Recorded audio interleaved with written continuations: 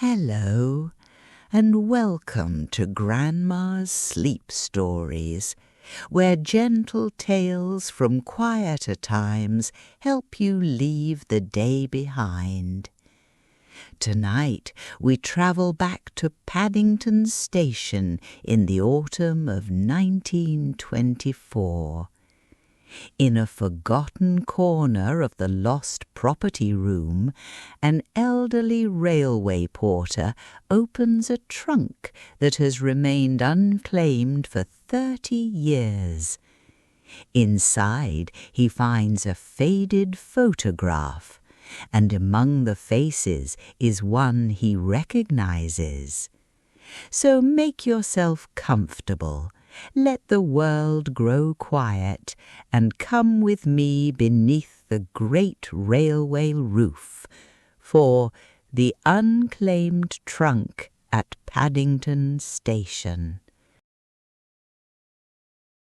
On the last Monday of October 1924, when the rain had polished the roofs of the hansom cabs and made every lamp outside Paddington Station appear to wear a golden halo, Arthur Whitcombe found his own face inside a trunk that no one had claimed for 30 years. He did not recognize it at once. The photograph was brown at the edges and soft with age. 7 people stood beneath the great iron and glass roof of Platform 7, arranged in a loose half-circle beside a mountain of luggage. At the center was a young woman in a dark travelling coat. Around her were a guard, 2 porters, a tea-room girl, a parcels clerk, and a boy in a cap that was rather too large for him. Arthur held the photograph nearer to the green-shaded lamp. The boy was not a boy at all. He was a man of 31, newly come to London, with a clean collar, an uncertain smile, and both hands tucked behind him because he had not yet learned what a railway porter ought to do with them. It was Arthur himself on his first morning at Paddington. For a little while the lost property office seemed unusually quiet.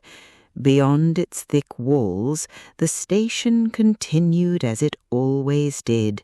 Trolley wheels rattled over the platform boards, whistles sounded beneath the roof, and an engine breathed out a long, contented cloud of steam. Yet inside that narrow room, among umbrellas, hat-boxes, and parcels tied with string, 30 years appeared to fold themselves neatly in half. Arthur turned the photograph over. In faded violet ink, someone had written, "Platform 7, 18 October 1894, for those who made the journey possible." Below it were 7 names. The last was his. "Well," said Miss Edith Mercer from behind the counter, "that is certainly unexpected." Miss Mercer had been keeper of the lost property ledgers for 12 years, and very little surprised her. She wore steel-rimmed spectacles and could identify the owner of a forgotten walking stick by its scratches. Even she leaned closer. The trunk stood open between them. It was a modest thing of black leather over wood, with brass corners dulled almost to brown. Its label had become pale as old tea, but the date remained legible, October 1894. So did the single-penciled instruction, "Hold for collection." "Why was it open today?" Arthur asked. "Because the storeroom is being cleared, and because after 30 years, even Paddington must admit that someone may not be coming back. Arthur looked again at the woman in the centre of the photograph. Her face stirred a memory.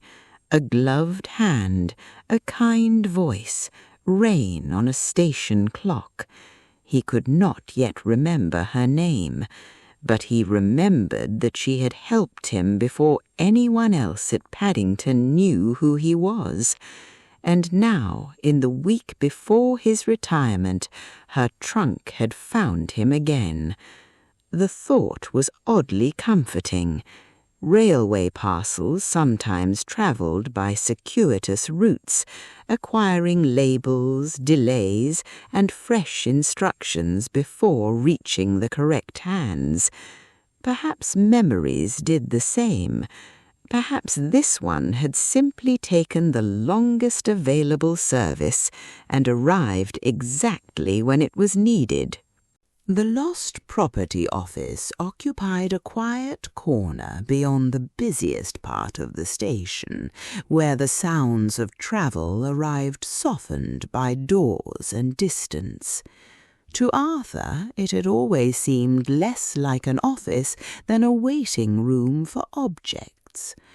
There were umbrellas with polished handles, parcels that had forgotten their addresses, a violin case containing no violin, and a row of hats that appeared to be listening patiently for familiar footsteps.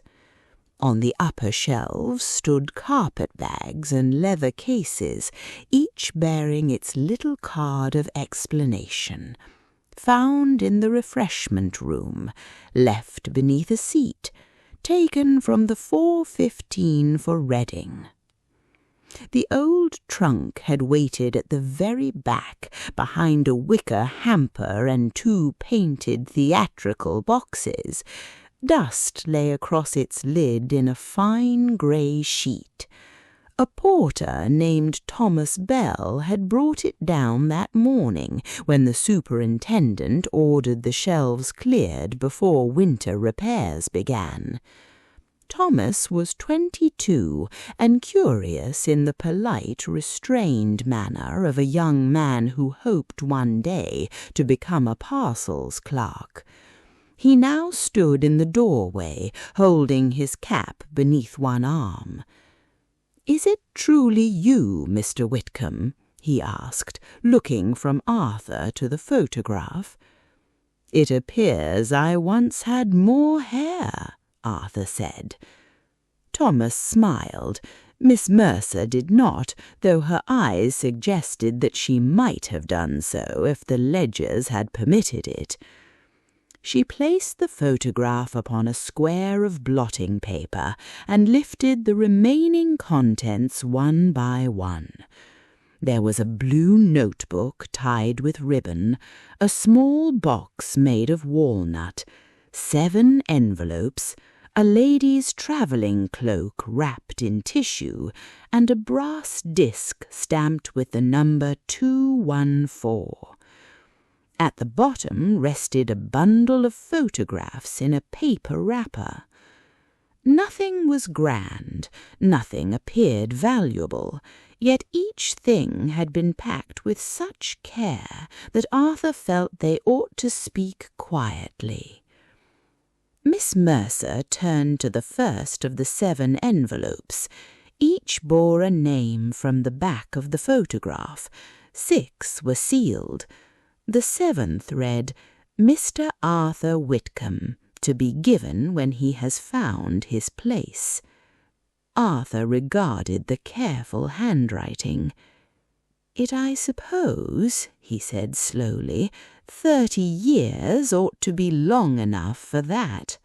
In October 1894, Arthur Whitcombe had arrived at Paddington carrying one brown case, a folded letter of employment, and the conviction that everyone in London knew precisely where to go except him. He had come from Malmesbury, where the streets were familiar and the church bells seemed to know each household by name. Paddington was another sort of place altogether. Its roof arched above him like an indoor sky. Steam drifted through shafts of pale morning light. Porters called to one another. Carriage doors slammed, and somewhere a newspaper boy announced 3 different pieces of news in a single breath. Arthur stood beneath the clock and tried not to appear lost. He had been a draper's assistant for 12 years. He knew how to measure cloth without wasting an inch, and how to wrap a parcel so that its string crossed exactly at the centre. But the draper had retired, and Arthur, who had always liked timetables, had applied to the Great Western Railway. His new boots were stiff, his collar felt too high. He unfolded his letter for the 4th time and discovered that the office he required was on the other side of a place called the Lawn. He turned left, reconsidered, and turned right. That was when a gust from a departing train lifted the letter from his hand. It skipped across the platform, paused beneath a luggage trolley, then sailed towards a puddle of rainwater near the edge of the roof. Before Arthur could reach it, a woman placed one neat buttoned boot upon the page. "I think this belongs to you," she said.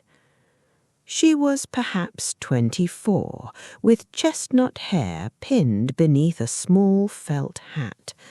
A camera case hung from one shoulder, and beside her stood the black trunk Arthur would not see again for 30 years.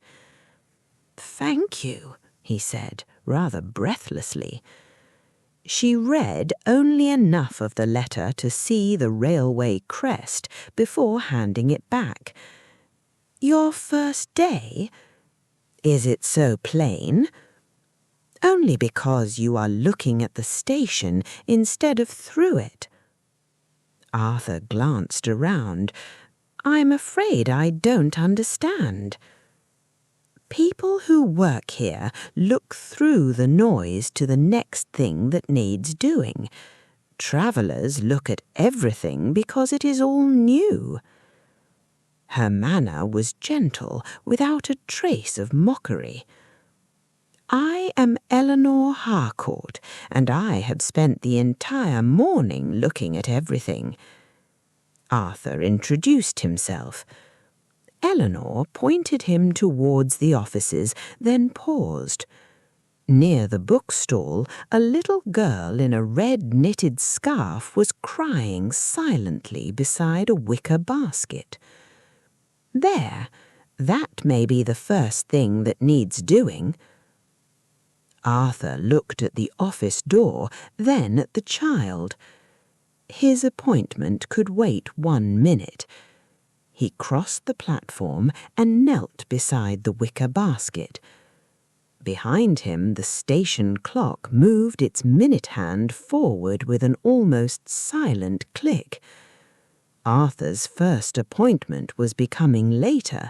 His new boots were already marked by rain, and he had no idea whether the railway approved of employees who began by disobeying the timetable. Even so, the child's small, frightened face made the proper order of things seem perfectly clear.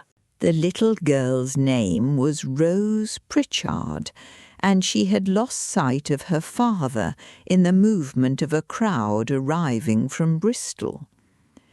Arthur learnt this slowly. Rose was too frightened to explain at first, so he asked only small questions and waited after each answer. Her father wore a brown coat. He had a moustache. He carried a parcel of seed catalogues for her uncle. Most importantly, he had told her to remain beside the basket if they became separated. "Then you have done exactly right," Arthur said. "Your father knows where to find you." Rose considered this. The certainty in his voice steadied her. Arthur remained beside her while the station moved around them. He saw, perhaps for the first time, that Paddington was made not only of iron, glass and timetables, but of hundreds of brief uncertainties. Which platform? Which carriage? Had the case been loaded? Would Aunt Martha be waiting at Bath? Each traveller carried a private question, and the railway answered most of them without anyone noticing. Eleanor Harcourt stood a short distance away. She did not interfere, she simply watched with the attentive expression of someone listening to a story before a word had been written. Within 5 minutes, George Pritchard came hurrying from the direction of the bookstall. His moustache was exactly as Rose had described, though his coat was closer to green than brown. He gathered his daughter into his arms, thanked Arthur twice and then a third time, and explained that a porter had directed him to the wrong end of the platform. "He's a porter," Rose said, pointing at Arthur. "Not quite yet," Arthur replied. At that moment a broad-shouldered railway guard approached. His name was Walter Haynes, and he had witnessed enough of the scene to understand it. "If you're Whitcombe, you're expected in the staff office. You are also late." Arthur's heart sank. Walter Haynes looked at Rose, then at her relieved father. "For a tolerable reason," he added. "Come along, I'll take you by the short way." Before Arthur followed, Eleanor raised her camera. "May I?" she asked. George Pritchard agreed. Rose stood solemnly beside her basket, one hand tucked into her father's. Arthur remained at the edge, unsure whether he belonged in the picture. "A little nearer, Mr. Whitcombe," Eleanor said. "You are part of it." The shutter made a small, decisive click. Then Walter led Arthur away through a door marked "Staff Only." For the rest of his first morning, Arthur carried luggage, learned platform numbers, and answered every question with care. By luncheon, he had almost forgotten the photograph. But Eleanor had not. She remained near platform 7 until the morning train had gone, making notes on a blue pad and looking at the workers as carefully as other visitors looked at locomotives. From time to time, Arthur glimpsed her between errands. Each time she seemed to be noticing someone whom the great station had made almost invisible. Back in 1924, Arthur sat at Miss Mercer's narrow desk while rain traced wavering paths down the frosted window. He had remembered Eleanor's name, but memory did not arrive in an orderly fashion. It brought the shine of her camera buckle, the smell of wet wool, and the exact tilt of her head when she asked permission to take a photograph. It did not yet explain why her trunk had remained at Paddington. Thomas Bell placed 3 cups of tea beside the ledger. Miss Mercer usually forbade tea near official books, but the day had become exceptional. "Was she a professional photographer?" Thomas asked. "I don't know," Arthur said. "It was uncommon enough then to see a lady carrying a camera through a station. I remember thinking she looked as though she were travelling for a purpose." Miss Mercer examined the bundle of photographs without unwrapping it. "The notebook may tell us." Arthur's envelope lay between them. "Shouldn't you open yours first?" Thomas asked. Arthur ran one finger beneath his name. The ink had browned, but the hand remained confident. "To be given when he has found his place." For 30 years he had stood beneath the roof at Paddington. He had carried cases for honeymooners and hat boxes for actresses. He had guided country children towards the underground and elderly gentlemen towards the quietest carriage. During the war he had watched leave-takings and homecomings and had learned that the kindest service was often performed without questions. Had he found his place? The answer seemed so obvious that he wondered why it felt difficult to say. "The trunk is still unclaimed," Miss Mercer reminded him. "Officially, its contents belong to the company until the superintendent decides otherwise." Arthur nodded. Railway rules had shaped his days. He had no desire to break one in his final week. Miss Mercer considered the envelope, then opened a drawer and removed a small form. "However," she said, "you are named as the intended recipient. I can record that the letter was opened in the presence of 2 members of staff for the purpose of identifying the owner." Thomas straightened proudly at being counted as a witness. Arthur broke the seal. Inside was a single sheet of cream paper. He unfolded it carefully. The letter began, "Dear Mr. Whitcombe, you will not remember me for long, but I think you will remember the child in the red scarf. This morning, before you had been shown your duties, you understood the finest one." Arthur stopped reading. Outside, a locomotive gave a low whistle that seemed to travel into the past. At the bottom of the page was a sentence he could not yet understand. "When the 7 copies are delivered, the trunk may at last continue its journey." The back of the photograph listed 7 names in Eleanor Harcourt's violet ink. Arthur Whitcombe knew 4 immediately. Walter Haynes had been a guard, famous for setting his watch each morning by the main station clock. Elsie Palmer had worked in the tea-room and could pour 6 cups without spilling a drop. Frederick Lyle, the parcels clerk, had possessed the most beautiful handwriting in the station.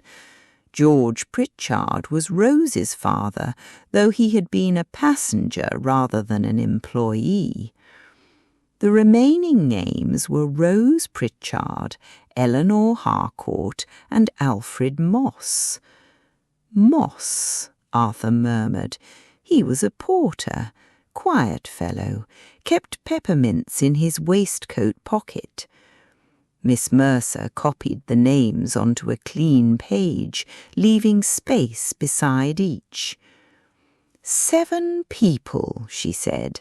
7 envelopes, and presumably 7 photographs.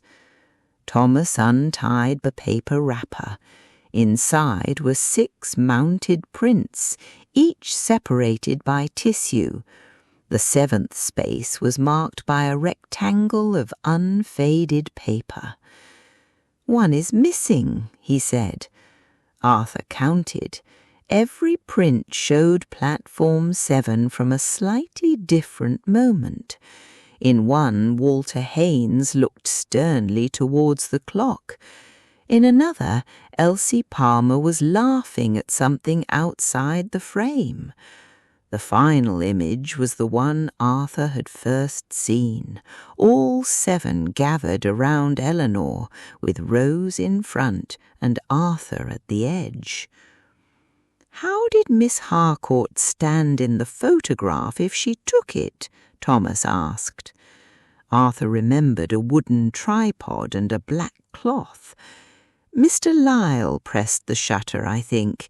She arranged us and then gave him instructions as though conducting a small orchestra." Miss Mercer lifted the walnut box. Inside were 6 tiny objects nested in cotton wool: a silver teaspoon, a brass collar stud, a child's red ribbon, a pressed sprig of rosemary, a pen nib, and a watch key. Each had a paper label. The teaspoon belonged to Elsie, the collar stud was Walter's, the ribbon was Rose's, the pen nib was Frederick's, Alfred Moss's name was tied to the rosemary, George Pritchard's to the watch key. There was no object labelled for Arthur. Instead, beneath the cotton wool, they found a folded card. "Mr. Whitcombe's keepsake is not in this box," Eleanor had written.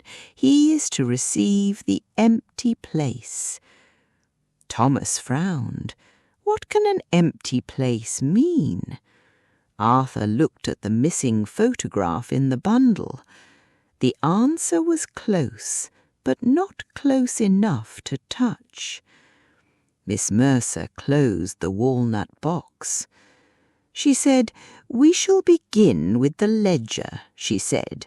"Railways are very good at remembering where people have been, even when people themselves have forgotten."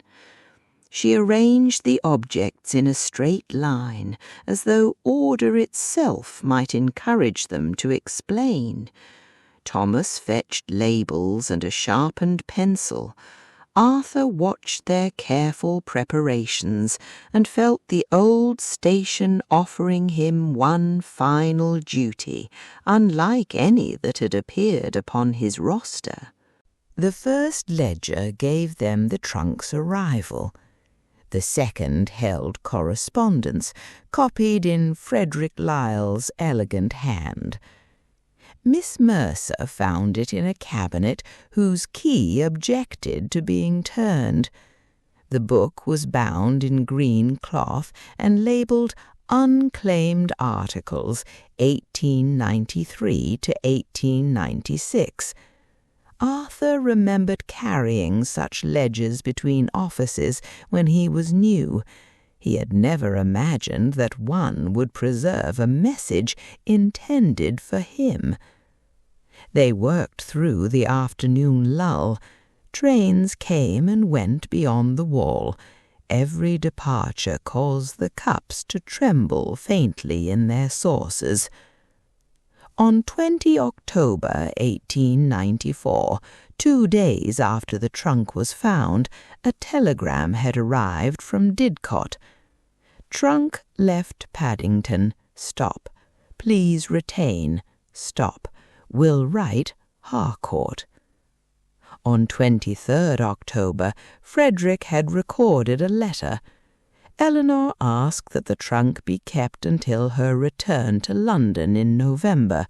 She described it accurately, but did not include the claim token number. "Because the token was inside," Thomas said. "Quite," said Miss Mercer. On 14th November came a second letter from Bath. Eleanor's return had been delayed because her aunt was unwell. She asked whether the station might post 7 envelopes and 6 small parcels on her behalf. The railway replied that unclaimed luggage could not be opened or distributed without proof of ownership. Then the correspondence became confused. A note said that a reply had been sent to number 8 Amberley Terrace, Bath. Another said the letter was returned, gone away.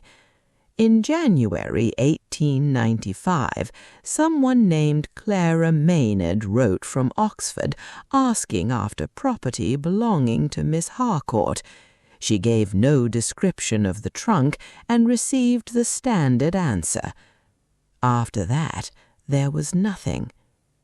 No crime, no calamity, merely 2 addresses, 1 token in the wrong place, and several careful people obeying rules.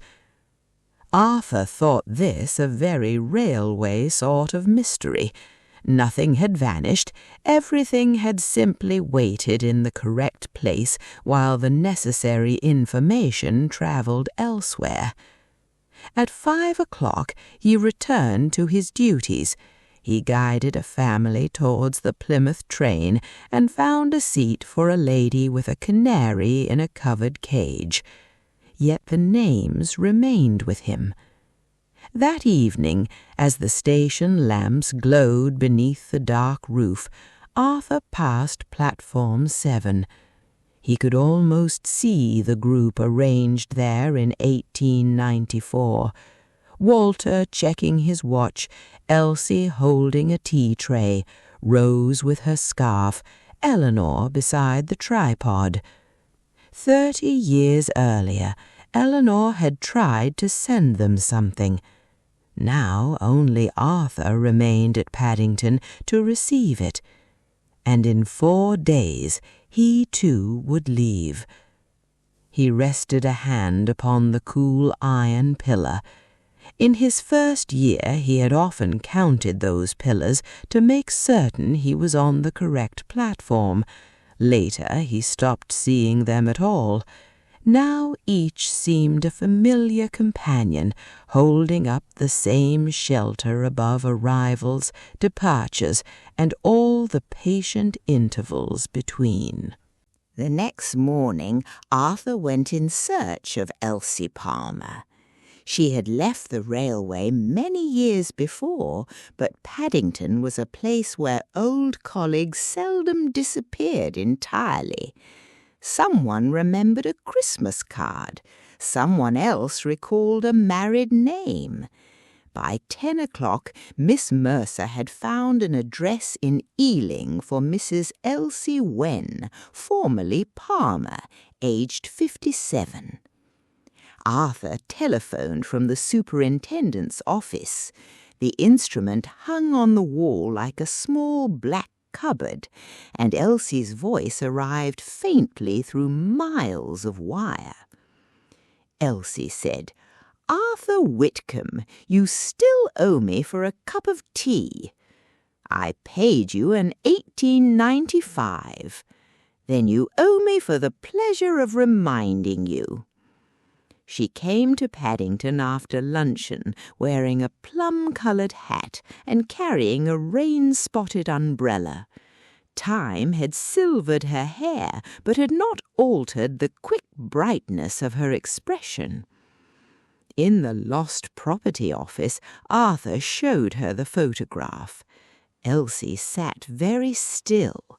Then she touched the image of her younger self with one gloved finger. "I had forgotten the apron," she said. "We had to starch them until they could almost stand alone." She remembered Eleanor at once. The young woman had spent 3 mornings at the station asking permission to photograph the people who worked there. Not engines, not famous travellers, but porters, cleaners, clerks, and tea-room attendants. She said every journey was held together by people whose names were never printed in the timetable, Elsie recalled. The silver spoon from the walnut box belonged to the tea room. Its handle was bent because Elsie had used it to free a little boy's penny from a crack in the floor. Eleanor had seen her kneeling beside the table while the mother searched anxiously through her purse. She asked to buy the spoon, Elsie said. Mr. Dobson said it was company property, bent or not, so I replaced it with one from home and gave her that. Miss Mercer handed Elsie the envelope bearing her old name.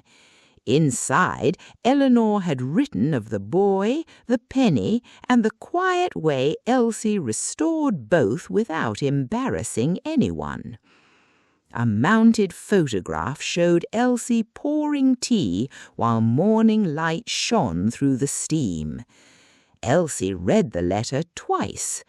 "Such a very small thing," she said. "Most useful things are," Arthur replied. Before leaving, Elsie examined the group photograph again. "The missing print," she said. "Eleanor gave it to someone that day. I remember now."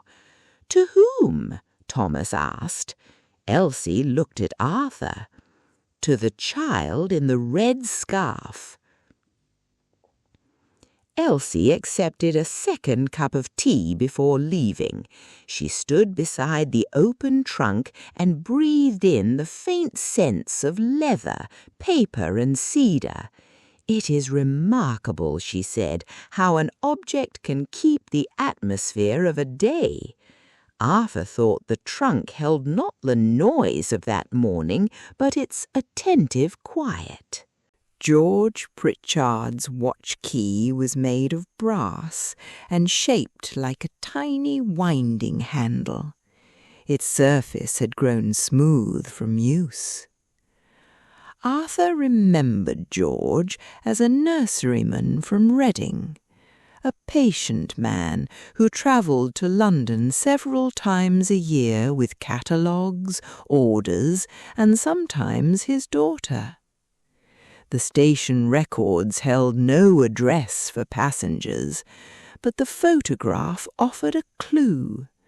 A corner of George's parcel showed the printed words, "Pritchard and Son, Caversham Road."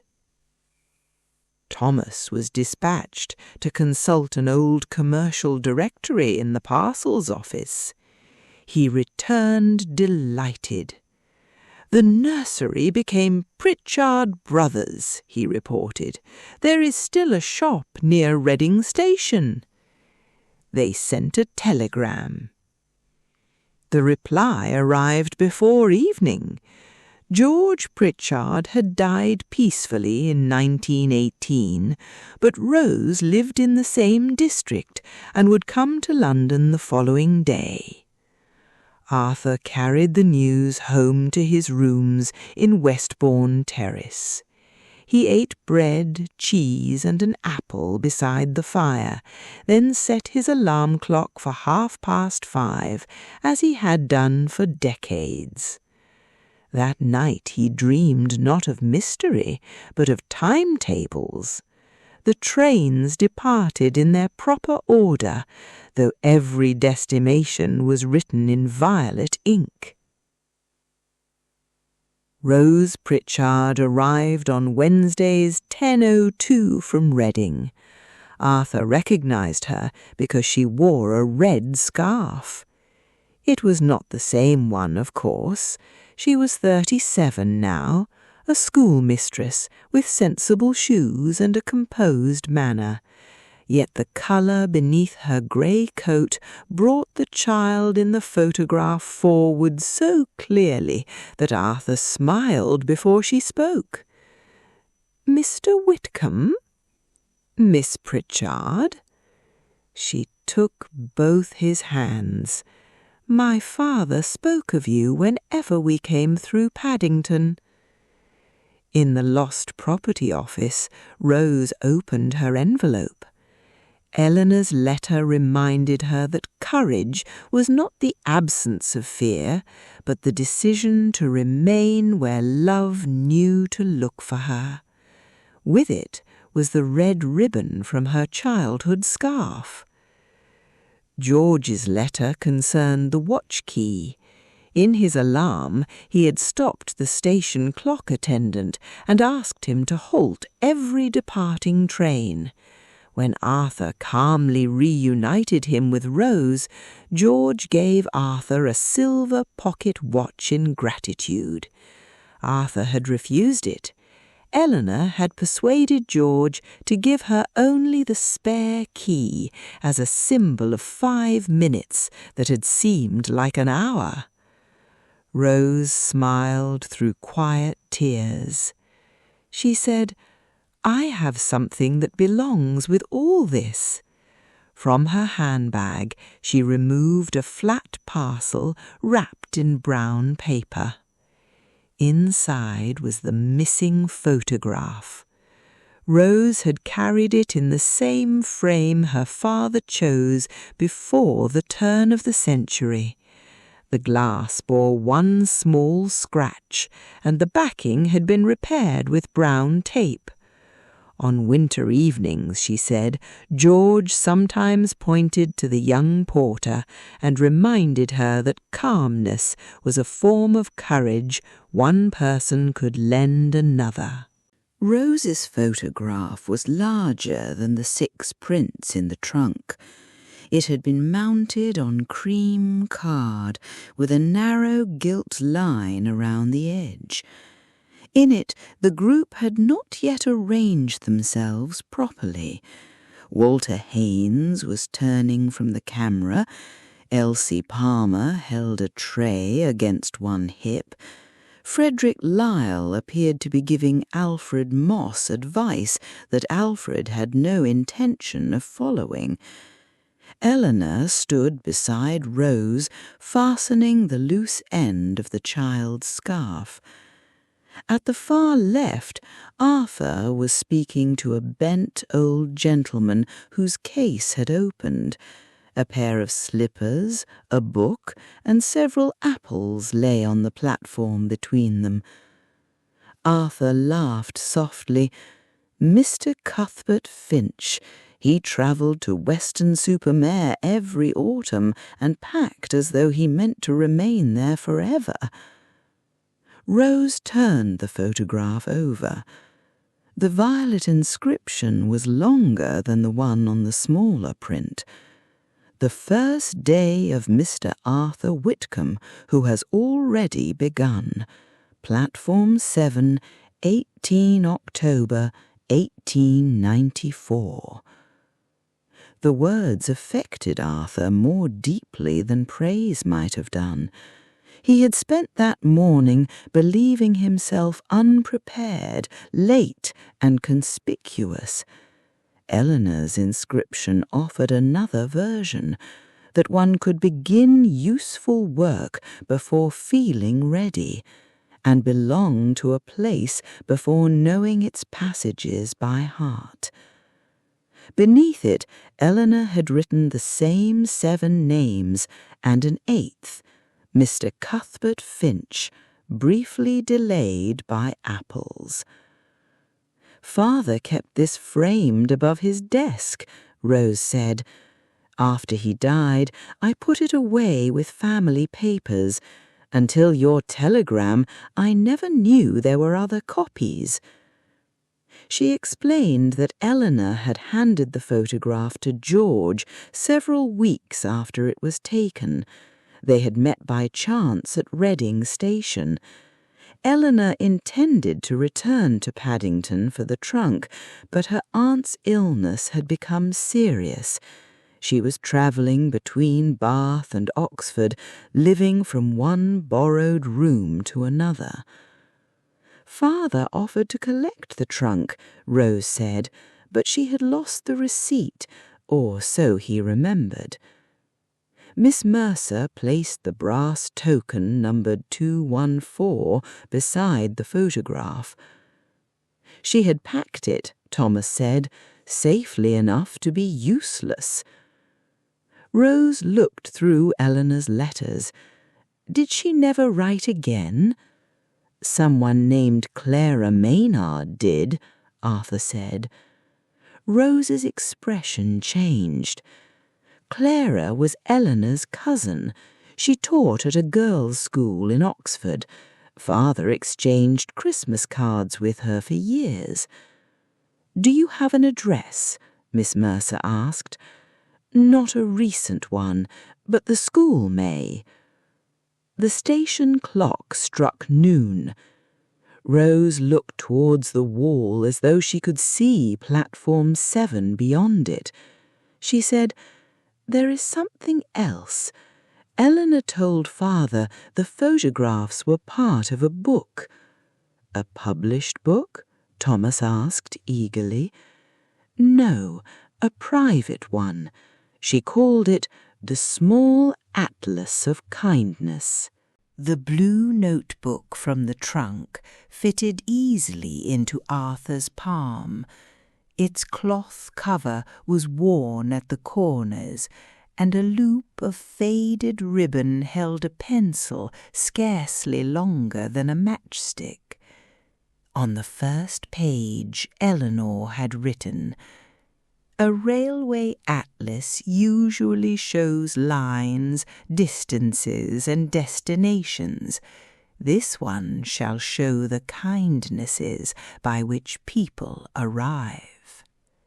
The notebook contained sketches, dates, and brief observations gathered during Eleanor's travels. At Swindon she had drawn a porter warming a bottle of milk for a young mother. At Bath she noted a ticket clerk who wrote directions in large letters for a traveller with weak sight. In Oxford a cabman had carried a parcel upstairs and refused an extra penny. None of the acts was grand. That, Arthur understood, was the point. Several pages were devoted to Paddington. There was Elsie and the lost penny. Walter Haynes had delayed closing a carriage door so that an elderly woman could say a proper goodbye to her sister. Frederick Lyle had recopied an address spoiled by rain. Alfred Moss had given his lunch to a thin dog waiting beside the parcels van. George Pritchard had comforted another man's child while searching for his own. Then came Arthur's page. Eleanor had begun with the employment letter flying beneath the luggage trolley.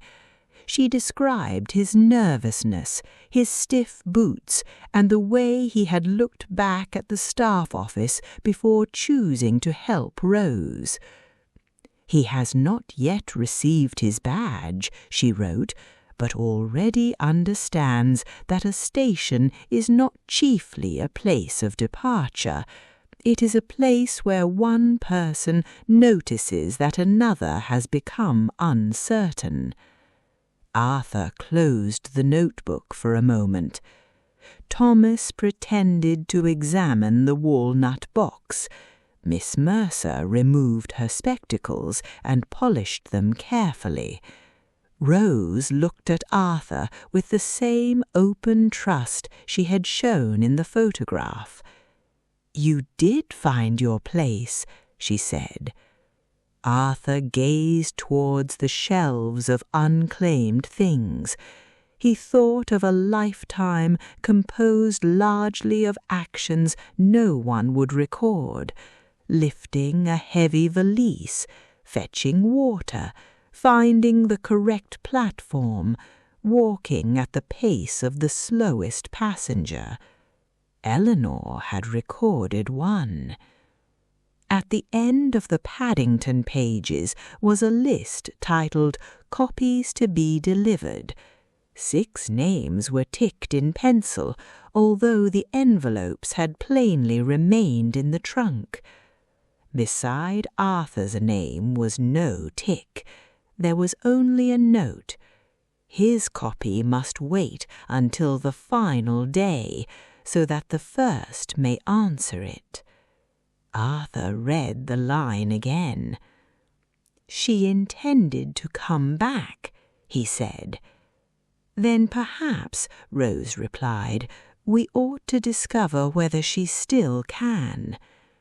Outside the office, a porter called the Bristol service, and footsteps hurried briefly past the door. Arthur heard the urgency fade towards the platform. The notebook remained open before him, its violet sentences undisturbed. For the first time he wondered how many lives contained such hidden accounts written nowhere except in another person's memory. Clara Maynard's old school in Oxford still existed. Its headmistress replied to Miss Mercer's telegram with admirable speed and very small handwriting.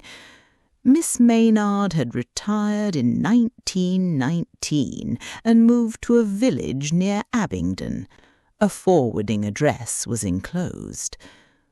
Arthur wrote that evening at the table in his rooms. He had always preferred postcards, where limited space encouraged a man to reach his point. This letter required more care. He explained the trunk, the photograph, and the envelopes. He mentioned Rose, the blue notebook, and Eleanor's instruction about his final day. He did not ask directly whether Eleanor was alive. The question seemed too large to place at the end of a page. Instead, he wrote, "Any news you can give us of Miss Harcourt would be received with gratitude." He signed in the neat hand Frederick Lyle had taught him during quiet afternoons in the parcels office. The next morning he posted it at Paddington. Waiting was natural at a railway station, though seldom comfortable. Arthur spent Thursday attending to his usual duties, while some part of his mind listened for the postman. The day was mild after the rain. Sunlight passed through the train shed roof and laid pale ladders across the platforms. A train from Penzance arrived with salt marks upon its windows. Another departed for Bristol, its carriages making a measured sequence of clicks as they moved.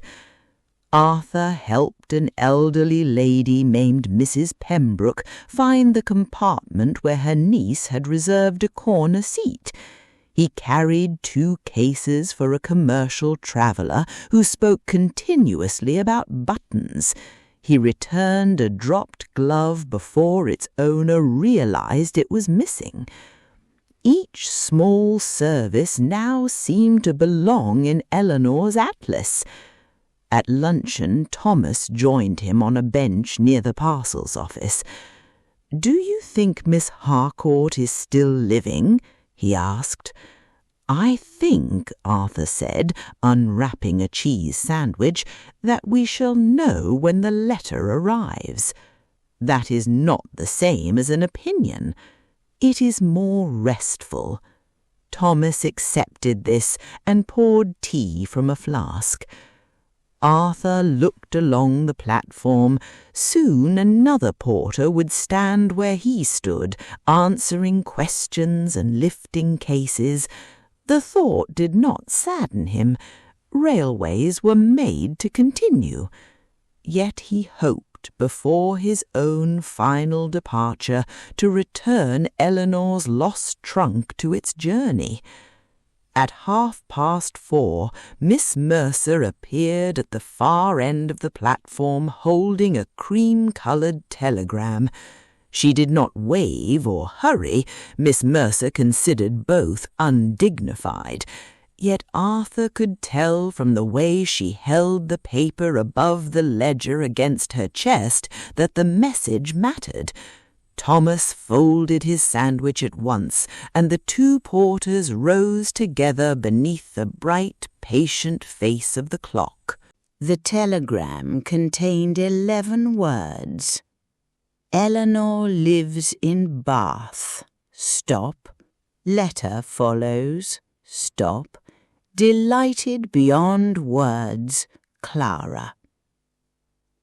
Thomas counted the words twice, as though a longer message might be hidden among them. Arthur read it beneath the station clock. The letters were purple upon the narrow paper. Around him, Paddington continued its afternoon business, yet the roof seemed brighter. Bath, he said. She returned there after all. Clara's promised letter arrived the next morning. Miss Mercer opened it in the Lost Property Office, while Arthur, Thomas, and Rose listened. Rose had delayed her return to Reading by a day, having declared that school could manage without its headmistress on one Friday in 30 years. Clara wrote that Eleanor Harcourt was 54 and lived with her widowed sister, Margaret Avery, in a quiet house near Sydney Gardens. She had taught drawing, photographed church interiors, and for several years made lantern slides for public lectures.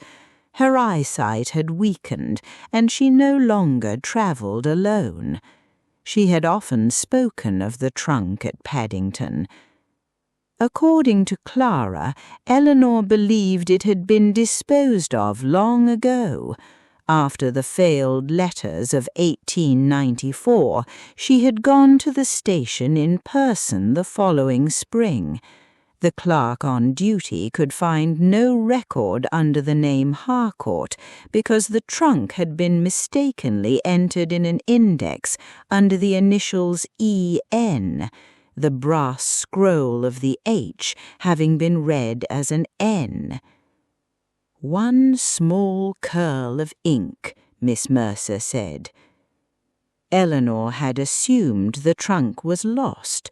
The photographs she had given George Pritchard were the only Paddington images she retained.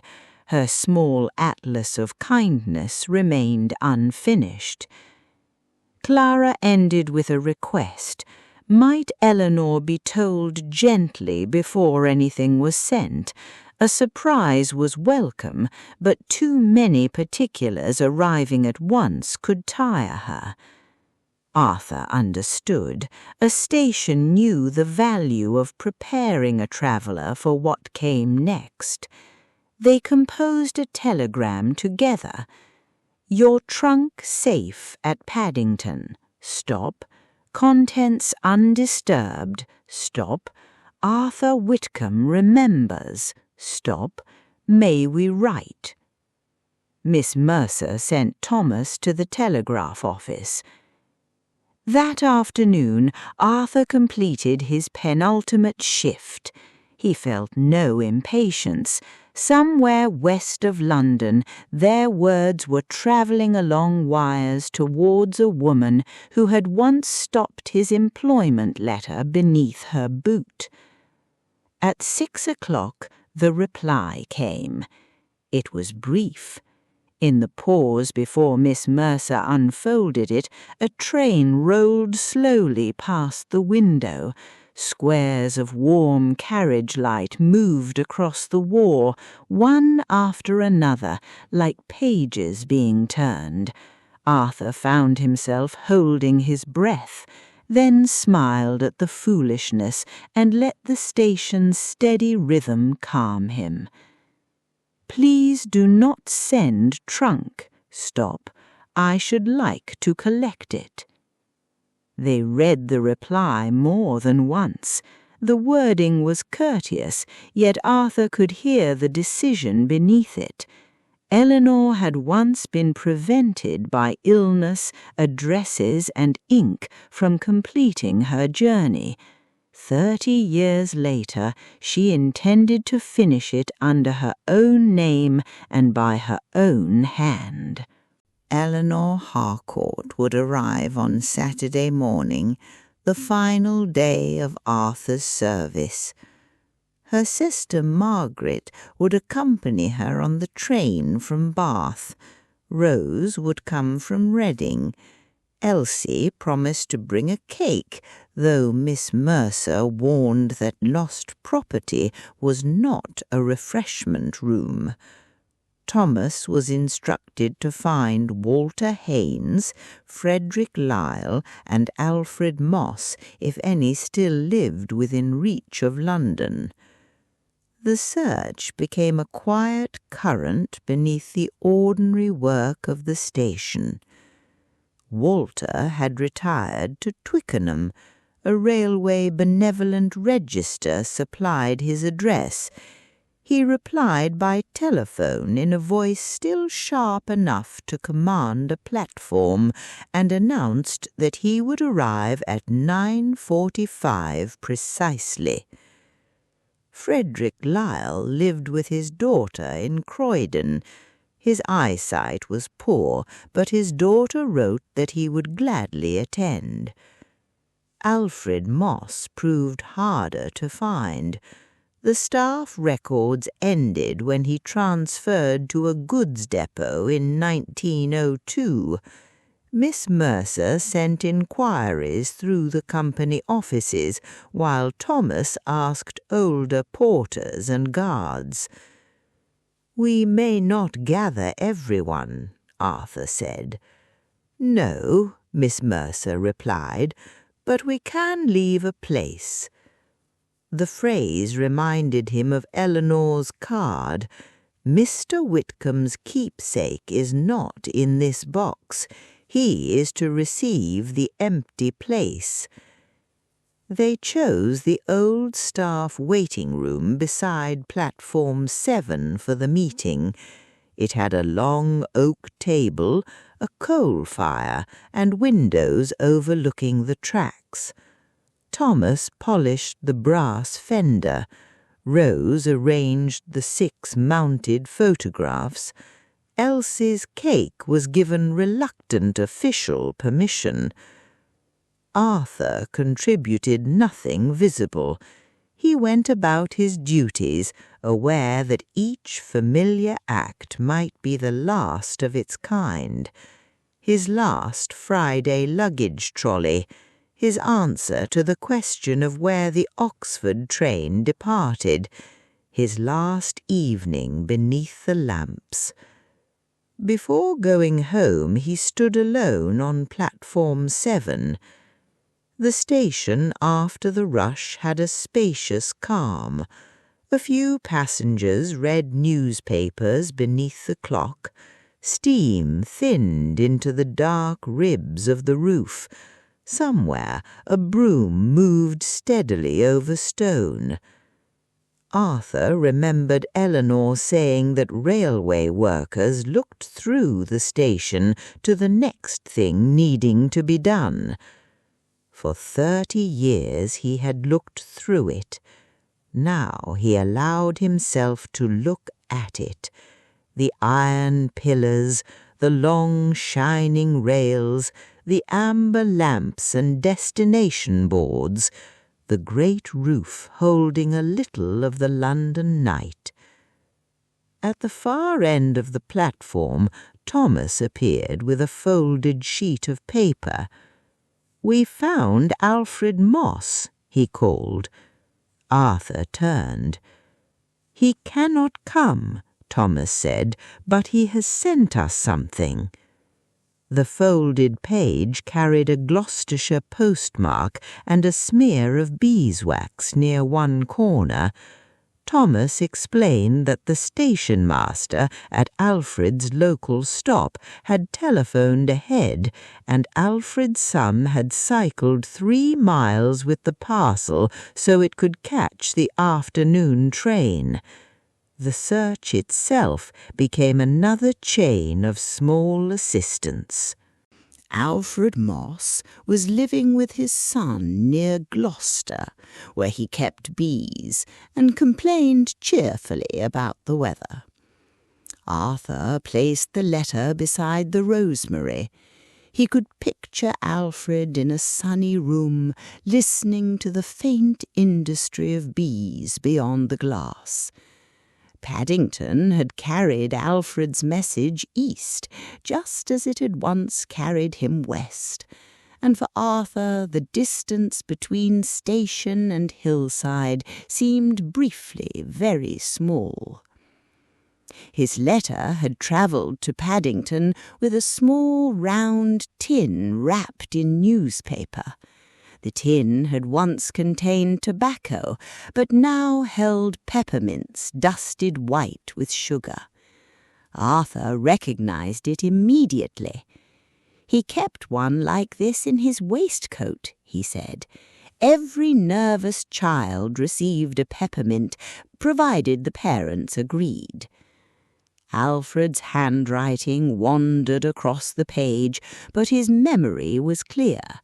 He remembered Eleanor and her camera. More particularly, he remembered a thin brown dog tied beside the parcels van on the morning of the photograph. The dog belonged to a drover travelling west. Its bowl had been packed by mistake. Alfred divided his bread and meat with the animal, then gave it water in an ashtray scrubbed clean for the purpose. Eleanor had pressed the sprig of rosemary from a planter outside the hotel and labelled it for him because, she said, rosemary meant remembrance. Alfred had never received her photograph. He asked that his envelope be opened and read aloud to the others. His son had offered to bring him to London, but Alfred preferred his own chair, his bees, and the view of the 7 Hills. "Please leave my place at the table," he wrote. "Empty chairs are not always sad. Sometimes they simply show that a person belongs elsewhere and is thought of here." Arthur folded the letter. There was the empty place again. On Saturday morning, Thomas set 8 chairs around the oak table. 7 were for the people in Eleanor's photograph, though George Pritchard and Alfred Moss would be represented by Rose and the peppermint tin. The 8th chair was placed near the fire for Margaret Avery. Arthur arrived before dawn for his final shift. He wore a freshly pressed uniform and the silver service badge presented to him after 25 years. In his pocket rested the same watch he had carried since 1894. Not George Pritchard's offered gift, but an inexpensive one bought with his first month's wages. At 8:30 he met the Plymouth train, helped with 3 mail bags, and directed a gentleman towards the hotel. At 9 Elsie arrived with her cake. At 9:45 Walter Haynes appeared precisely as promised, setting his watch by the station clock. At 10 the train from Reading brought Rose. Then the departure board announced the incoming Bath service. Arthur went to platform 7 to wait. The Bath train arrived beneath a soft cloud of steam. Arthur watched the carriage doors open one by one. Passengers stepped down with newspapers, umbrellas, and weekend cases. A porter unloaded a wicker basket. A lady in a fur-trimmed coat greeted her daughter. For a moment, Arthur wondered whether he would know Eleanor after 30 years. Then he saw a woman pause at the carriage door and look up at the roof instead of through it. Her hair was white beneath a navy hat. One hand rested on a walking stick, and the other on the arm of a taller woman in brown. Her face had changed, as faces properly do, yet the attentive tilt of her head had not. Arthur approached. "Miss Harcourt?" She looked at his uniform, his silver badge, and then his face. "Mr. Whitcombe," she said, "you found the office." The years between them dissolved into laughter. Margaret Avery introduced herself. Arthur took their small case, though Margaret protested that it was light. "A porter's final day should not be wasted," he replied. They walked slowly along platform 7. Eleanor stopped beneath the clock and turned in a full circle. She noticed the newer offices, the altered signs, and the greater number of people, yet she recognized the old iron pillars and the pale breadth of roof above them. "I thought I had imagined its size," she said. "It sometimes grows in the memory. Then one returns and discovers the memory was modest." At the staff waiting room, Rose opened the door. Elsie stood beside the cake. Walter Haynes rose from his chair. Frederick Lyle, frail but smiling, sat close to the fire with his daughter. Miss Mercer waited by the trunk. Thomas held Alfred's peppermint tin. For several seconds no one spoke. Eleanor's gaze moved from one face to another, joining each older person to the youthful figures in her photograph. "Oh," she said at last. It was a small word, but it contained wonder, recognition, and 30 years of unfinished thought. Rose came forward first and embraced her.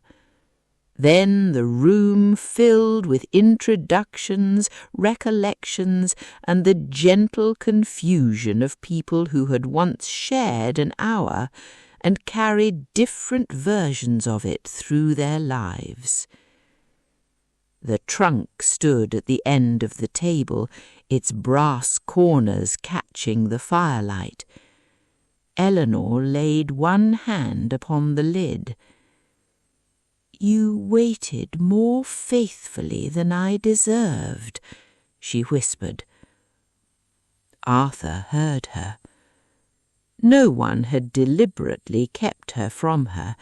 It had been guarded by procedures, hidden by handwriting, and finally forgotten behind newer possessions. Even so, its survival felt like a form of loyalty. The leather had aged, but the careful order Eleanor gave its contents on a rainy morning had remained exactly as she left it. That is what lost property does. It waits without forming an opinion. Although the trunk had been opened for identification, Miss Mercer insisted that Eleanor should be the one to unpack it properly. She brought each object to the table with the care of someone revisiting rooms in an old house. The travelling cloak came first. Eleanor laughed when she saw its narrow shoulders and placed it around Rose, who modelled it solemnly until everyone applauded.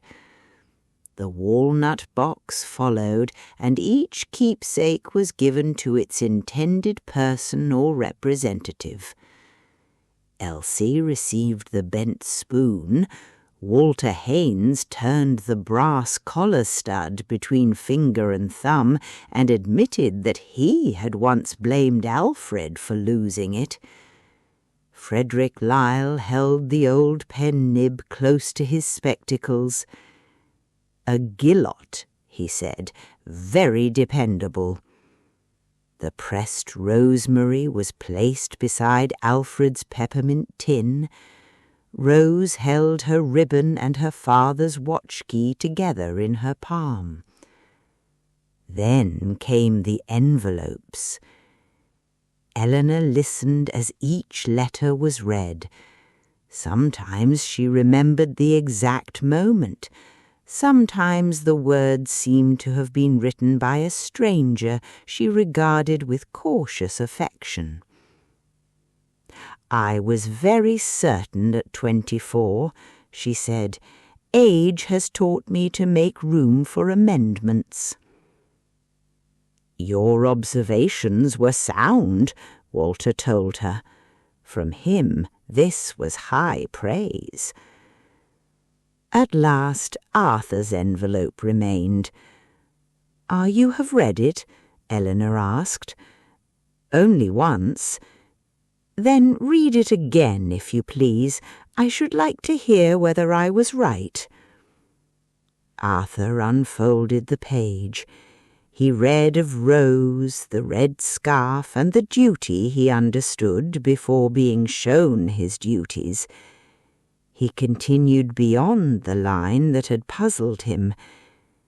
"When the 7 copies are delivered, the trunk may at last continue its journey. Yet your keepsake is not enclosed. A photograph can show only the first instant of a life in a place. Yours must be completed by time." Below, in smaller writing, Eleanor had added, "I have left a blank card in the notebook. On your final day, stand again on platform 7. Let someone make the second photograph. Place the 2 together. The empty space between them will contain your work." The room became quiet. Thomas looked towards the camera case on the table. It had not been in the trunk. Margaret had carried it from Bath. "Does it still work?" he asked. Eleanor smiled. "It has been repaired more often than most locomotives, but yes." Arthur understood at last. The missing keepsake was not an object Eleanor could have packed in 1894. It was the photograph that could only be taken today. He turned the cream card over and found that Eleanor had ruled 2 faint pencil corners upon it, one at the left and one at the right. She had prepared a place for the first photograph and another for its companion, trusting a future she could neither arrange nor see. Before taking the photograph, they ate Elsie's cake. It was a seed cake with a thin layer of lemon icing packed in a round tin that had travelled safely from Ealing. Elsie maintained that railway tea had improved since 1894. Walter maintained that memory had improved it. Their disagreement was conducted so peacefully that Frederick asked for a second slice during it. This was partly because it was nearly noon, and partly because important moments are easier to approach after tea. Miss Mercer produced cups from a cupboard. Thomas fetched hot water. Walter cut the cake into exact portions, while Elsie adjusted them when he was not looking. Conversation moved gently around the table. Frederick Lyle remembered teaching Arthur to address labels so that rain ran between the lines rather than through them. Walter recalled a winter when snow blew beneath the roof and froze along the platform edge. Elsie described a duchess who had asked for plain tea, and a navvy who had asked for the strongest available, then changed their cups by mistake. Eleanor listened with her notebook open. The blue pages ended in 1895, but she had brought a new pencil. Her hand was slower now, and Margaret steadied the book when necessary. "You are continuing the atlas?" Rose asked. "Only adding a missing chapter." She asked what had become of Arthur after that first day. Arthur found the question difficult because the answer was both simple and enormous. He had worked, he had rented rooms, attended his sister Beatrice's wedding, nursed his mother through one winter, and taken annual holidays in Wiltshire. At Paddington he had become senior porter, declined promotion to an office, and learned the habits of every platform. "I preferred being where people arrived," he said. Thomas supplied what Arthur omitted. Mr. Whitcombe knew which children disliked the hiss of steam, which regular passengers needed an arm rather than a hand, and where to stand when rain blew in from the western end. He had once carried a wedding cake across the station during a power failure without disturbing a single sugar flower.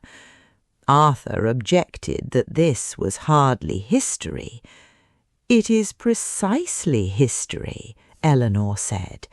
"It is simply the kind that does not know it is being made." Miss Mercer looked towards the clock.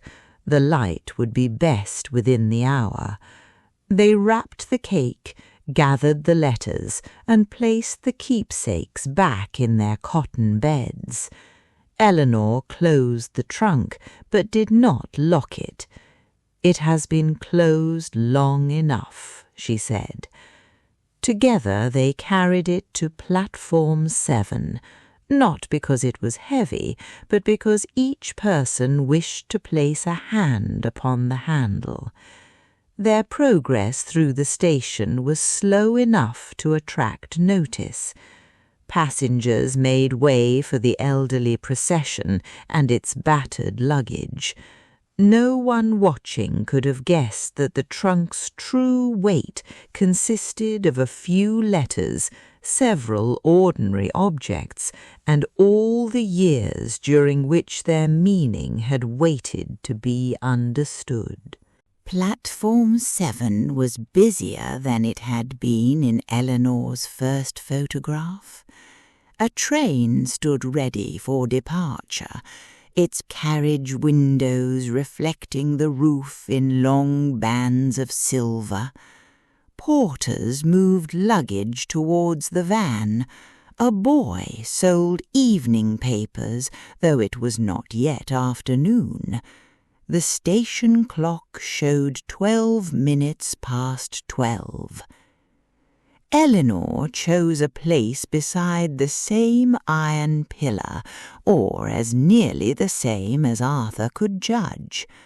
Thomas set up the wooden tripod. Margaret unfolded the black focusing cloth. The camera attracted a few interested glances, but Paddington had seen stranger luggage. They arranged themselves without hurry. Walter stood where he had stood in 1894, one hand near his watch pocket. Elsie held the peppermint tin in place of her tea tray. Frederick sat in a chair borrowed from the waiting room. Rose wore Eleanor's old travelling cloak with the red ribbon pinned near its collar.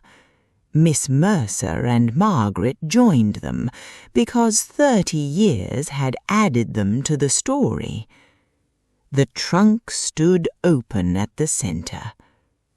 Thomas prepared to press the shutter, but Eleanor called him away from the camera. "You belong in it," she said. "I was not there before. Neither was Miss Mercer. The second photograph is not an imitation of the first." A passing station photographer agreed to operate the camera. Thomas took his place beside Arthur, his cap still a little too large in the manner of young porters everywhere. Arthur looked towards the lens. At first he was conscious of his uniform, his hands, and the passengers moving behind them. Then Eleanor said, "Do not try to look as you did. Look as you are." Arthur let his attention rest upon the familiar sounds, the murmur of voices, the quiet clank of couplings, steam drifting high beneath the roof. He thought of a brown employment letter chased by the wind. He thought of Rose beside her wicker basket, and of all the people since then who had asked him where to go. The shutter clicked. For 1 second no one moved. Then the guard's whistle sounded for the waiting train. The ordinary life of the platform flowed around them again. Eleanor looked pleased. "There," she said, "the empty place has been filled." Arthur glanced at the old photograph in Rose's hands, and then at the camera holding the new one unseen. Between those two small clicks lay 30 years. Nothing dramatic had happened at the moment the shutter closed. Only a life's work had quietly become visible. The photographer slid the dark plate from the camera and promised a proof before the Bath train departed. Eleanor thanked him as gravely as he had accepted custody of something precious. Arthur watched the wooden case close and thought how strange it was that an unseen image could already feel like a memory. At 1 o'clock, the group returned to the waiting room, but Arthur resumed his shift. His final duty was not ceremonial. A family of 5 had arrived late for the 1:25 to Newbury, with 2 trunks, a perambulator, and a hat-box that refused to remain shut. Arthur and Thomas took a trolley. The mother carried a sleeping baby. The father held 3 tickets and looked at each as though one might offer advice. 2 boys argued over who had been responsible for the hat-box. Their elder sister, perhaps 9 years old, walked silently behind them in a green coat. Arthur found the correct carriage, secured the luggage, and repaired the hat-box with a length of station string. The family climbed aboard as the guard checked his watch. Then Arthur noticed the girl in the green coat standing on the platform. She had stopped beside the bookstall, watching a clockwork train revolve in the window. Her family had not noticed her absence. Arthur crossed to her without haste. "Your carriage is ready," he said. She looked up startled. "They went without me." "Not yet, and trains are much easier to catch when one walks calmly." He offered his hand. Together they returned to the carriage, where her mother's worried face appeared at the window. There was time. There had nearly always been time, Arthur had learned, if one did not waste it in panic. The girl climbed aboard. Her father thanked him. The guard closed the door, and the train departed beneath the roof. Thomas watched until the last carriage passed. "Just like Rose Pritchard," he said. "Not quite. No two lost children are ever exactly alike. But you noticed her." Arthur smiled. "So did you, once you knew where to look." He removed the silver service badge from his coat and placed it in Thomas's palm. It was not an official transfer. The company would issue the young porter his own recognition in time. But Arthur wanted him to feel its weight. "The station tells you what needs doing," he said. "Most often it speaks very quietly." Thomas returned the badge. At 1:30, Arthur Whitcombe's final shift ended. No bell rang, the clocks did not pause. A luggage trolley rattled past, and another train was announced. Arthur signed his name in the staff book beneath the same railway crest that had headed his employment letter. Then, for the first time in 30 years, he changed out of uniform without needing it again. He folded the dark coat along its familiar seams and placed his cap on top. The locker looked larger once they were removed. On its inner door, pencil marks recorded old duties and telephone numbers. Arthur left them untouched for the next man. Small directions from one working life into another. When Arthur returned to the waiting room in his ordinary brown suit, everyone looked at him with momentary surprise. Uniforms become part of a familiar face. Without his cap and brass buttons, Arthur seemed both younger and more private, as though he had stepped out from behind a nameplate. Eleanor had been writing while he worked. The blue notebook lay open beside a fresh ledger Miss Mercer had contributed from the stationery cupboard. On its first page, Eleanor had copied the old title, The Small Atlas of Kindness. Below it she added, Paddington Station, continued 1924. One book was never enough, she said. Each person supplied a memory for the new volume. Elsie described a kitchen porter who warmed plates for travellers arriving on bitter mornings.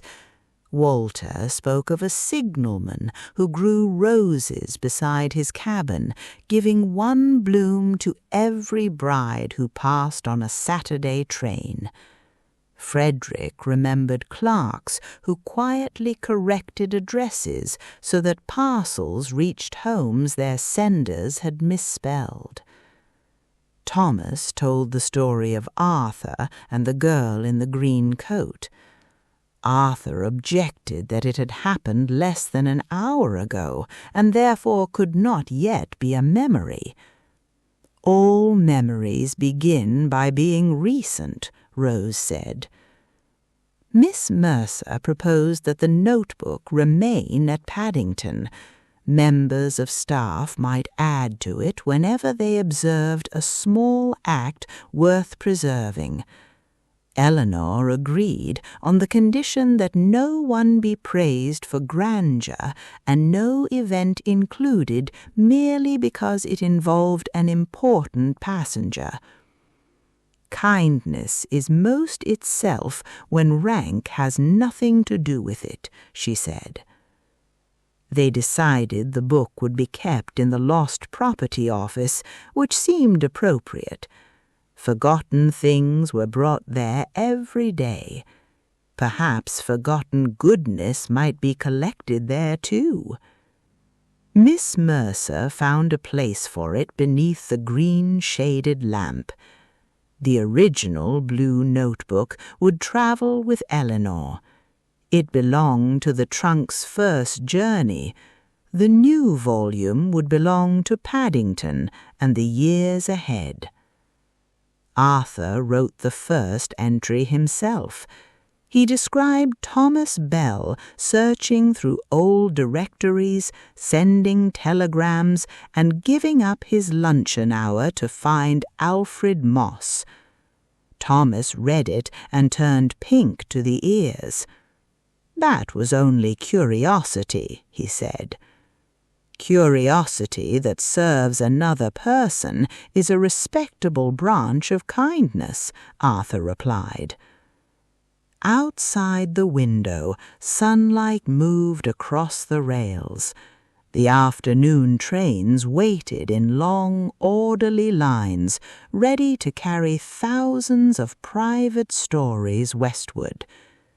Inside, Eleanor closed the new atlas. Its remaining pages were blank. They did not look empty. They looked ready. Miss Mercer placed a sharpened pencil beside the volume and tied it there with a blue cord. The arrangement was practical, but it also resembled Eleanor's first notebook closely enough to please her. The old atlas had begun with one traveller observing a station. The new one would be written by the station, observing itself. The question of the trunk remained. It had been Eleanor's property since 1894, despite 30 years on a railway shelf. She could take it to Bath, send it ahead as luggage, or leave it to be disposed of under the old regulations. Eleanor walked around it once, considering. The black leather had cracked along the lid. One brass corner bore the dent made when it fell from a trolley on the day it was found.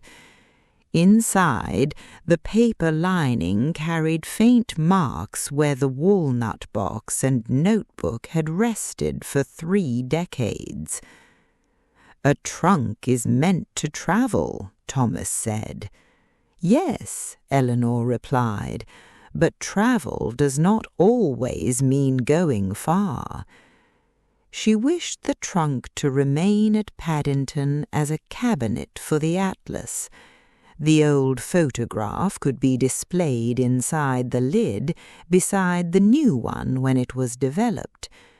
The keepsakes would go home with their owners, and the letters could be copied for the station record. Miss Mercer approved, provided the superintendent supplied written permission and someone repaired the hinges. Walter Haynes offered to deal with the hinges. Retirement had given him opinions about joinery. Rose asked whether her father's watch key might remain in the trunk. She had his watch at home, but believed the key belonged to the story of Platform 7. Elsie felt the same about the bent spoon. Frederick returned the pen nib, and Alfred's letter had specifically asked that the rosemary stay wherever it was remembered. One by one, the small objects went back into the walnut box. Eleanor watched them with satisfaction. "Then the trunk is no longer unclaimed." "Who claims it?" Thomas asked. "All of us," Rose said.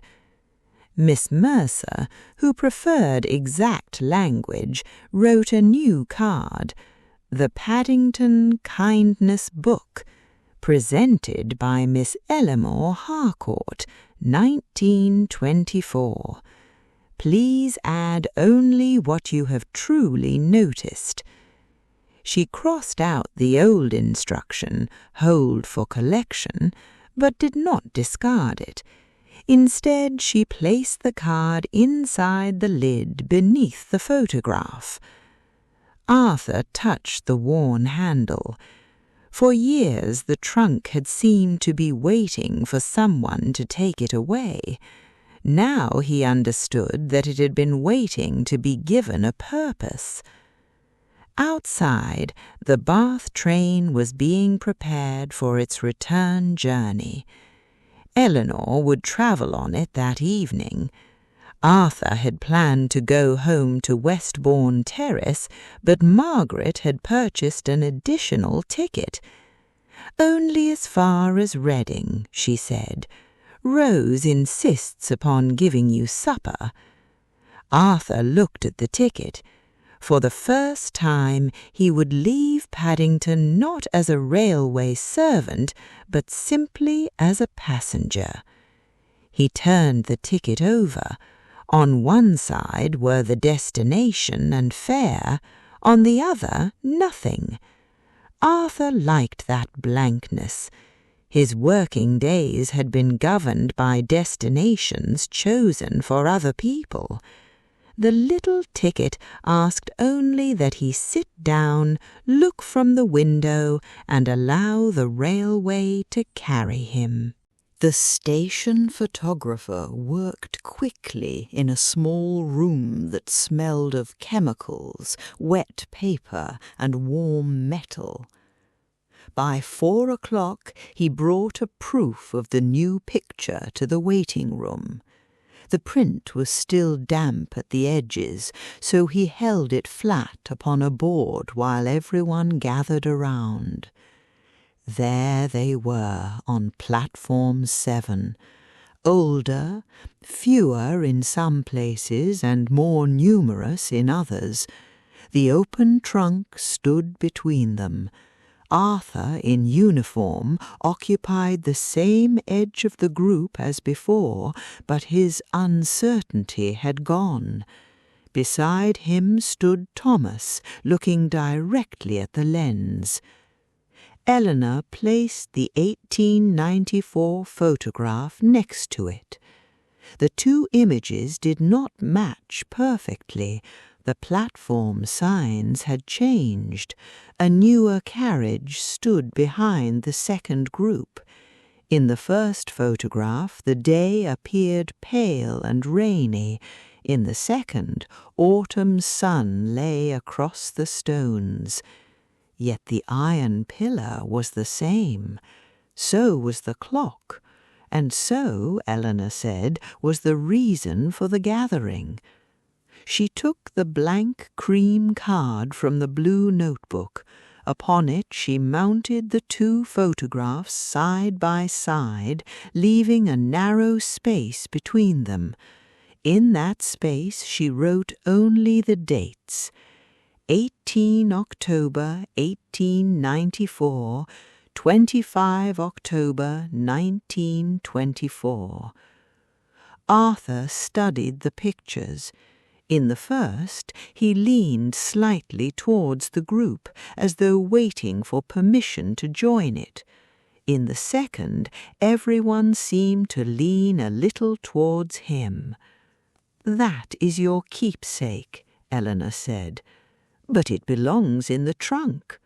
"A copy will. This one belongs to you." Arthur accepted the card. He understood now why Elinor had called it the empty place. The blank interval did not attempt to list his years of service. It did not count bags, trains, or travellers. It allowed the years to exist without being reduced to figures.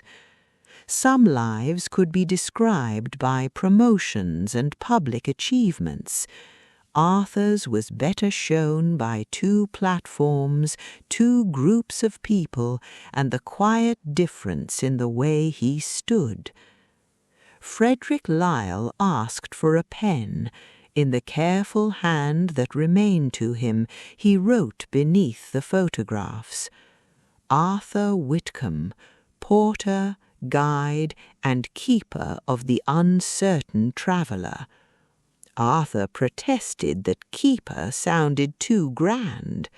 Not grand, Frederick said, accurate. The station clock chimed the 1/4 hour. Arthur held the card by its edges until the photograph dried. 30 years earlier he had wondered what a porter ought to do with his hands. Now they knew exactly how to hold the story of his working life. Eleanor asked the photographer to make several copies. One would remain in the trunk, one would travel to Alfred Moss, and one would go to Clara Maynard, whose remembered Christmas cards had reopened the trail. The picture, once multiplied, would complete journeys the original trunk had failed to make. Before Eleanor's train, she asked Arthur to walk with her through the station.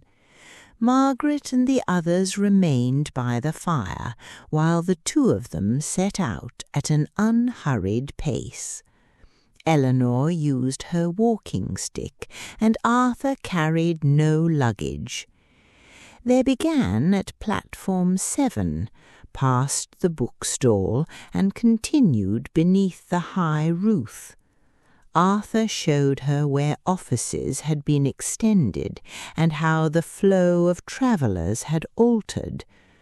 Eleanor noticed what remained, the curve of ironwork, the echo beneath the arches, the soft grey light that made steam resemble weather. "Did you finish the atlas anywhere else?" Arthur asked. "I kept notes for years," she said, "but after I lost the trunk I began to doubt the undertaking. It seemed foolish to collect moments too small for anyone else to value." "They valued them today." "Yes, it appears I mistook delay for failure." They stopped beside the place where Arthur's employment letter had blown away. Nothing marked it. Thousands of shoes had crossed it since. Eleanor remembered putting her boot on the page. Arthur remembered the embarrassment of chasing it. "You told me that workers looked through the station," he said.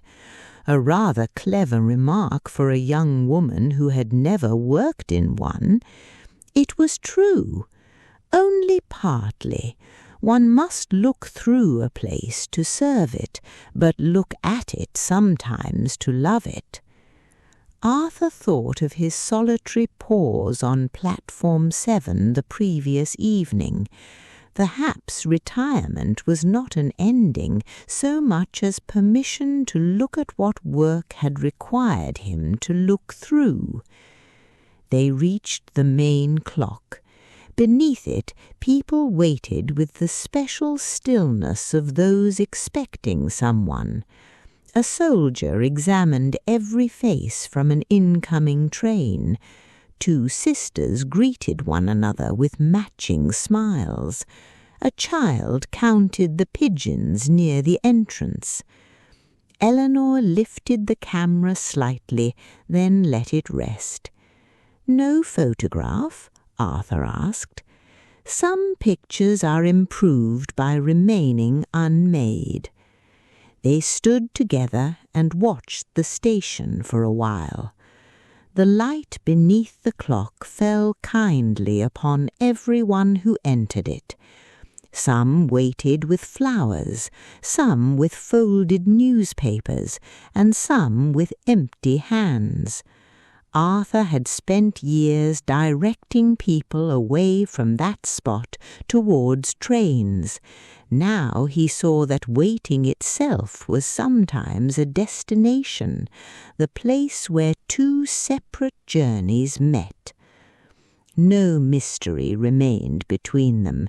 The trunk had been explained by a misplaced token, an imperfect index, and the ordinary distances of life. Yet the answer felt larger than the puzzle. The remarkable thing was not that the trunk had been lost. It was that, after all those years, its meaning had not been. A porter hurried past with a barrow of parcels and called a greeting to Arthur out of habit. Arthur answered, then remembered he no longer wore his uniform.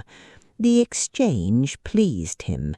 A title could end at 1:30, but recognition travelled by routes that no timetable controlled. At 5:30, the return train for Bath waited on platform 7. Its lamps glowed in the early dusk. Steam curled around the wheels and drifted over the platform edge. Porters loaded cases into the luggage van, moving with the practised rhythm Arthur knew so well. For once, none of the cases was his responsibility. Margaret found their reserved compartment. Eleanor took the corner seat facing the engine. Rose would travel with them to Reading, and Elsie decided at the last moment to come as far as Ealing. Arthur possessed a ticket of his own, newly folded in his waistcoat pocket. Walter and Frederick remained on the platform with Miss Mercer and Thomas. They had said their farewells in the rating room, but railway farewells often repeat themselves. There is always another hand to shake, another instruction about writing, another reminder not to leave the umbrella behind. The trunk did not board the train. It stood safely in the lost property office, no longer lost and no longer waiting. Arthur paused at the carriage door. Thomas held his old porter's cap in both hands. "Who will answer the questions on Monday?" he asked. "You will." "Not all of them. No one ever does. Start with the person, not the question." Thomas nodded, storing the words somewhere deeper than a pocket. The guard checked his watch. Arthur knew the sequence by heart: doors, whistle, green flag, the first almost invisible movement of the wheels. He climbed into the carriage. It felt strange to sit while others worked outside, but the strangeness was not unpleasant. The upholstery was soft. The window framed the platform like a moving photograph. The whistle sounded. Margaret lifted one gloved hand. Walter stood precisely straight. Rose smiled from beneath the brim of her hat. Thomas raised the peppermint tin in salute. The train moved. Arthur watched platform 7 slide past, the clock, the pillar, the bench, the place where 2 photographs had been taken. Then the roof began to move above him, arch after arch, until the open evening appeared ahead. Eleanor sat opposite, the blue notebook upon her lap. "Where will you go after Reading?" she asked. Arthur considered. He had promised to visit his sister Beatrice in Wiltshire. He had always wanted to see the cliffs beyond Tynemouth and the harbour at Penzance without turning immediately to help with luggage. He thought, "West, I think," he said. The train passed beyond the last reach of the station roof. For the first time in 30 years, Arthur Whitcombe left Paddington facing the journey rather than the platform. Rows of London houses moved beyond the glass, their chimney pots dark against the fading sky. In the compartment, cups clicked softly in a picnic basket. Arthur rested his hands upon his knees and felt the rails settle into their steady westward rhythm, familiar beneath him and entirely new. In the months that followed, the old trunk remained in the lost property office beneath Miss Mercer's green-shaded lamp. Walter repaired its hinges. Rose sent a proper frame for the 2 photographs. Eleanor copied selected pages from her first atlas, and Margaret posted them from Bath in a flat parcel protected by cardboard. Elsie contributed a new silver spoon, perfectly straight, though the bent one stayed in the walnut box.